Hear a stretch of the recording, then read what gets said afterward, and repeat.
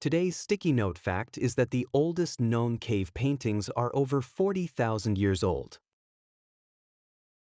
These ancient paintings, found in caves in Indonesia and Spain, were created by early humans using natural pigments like charcoal and ochre. They depict animals, handprints, and mysterious symbols, showing how humans have used art to communicate for thousands of years.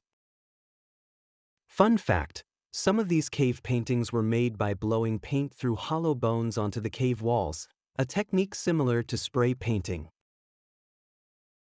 If you could paint something on a cave wall, what would it be?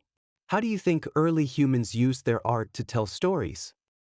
Pause and discuss with your class or leave a comment with your answer. And that's today's sticky note fact.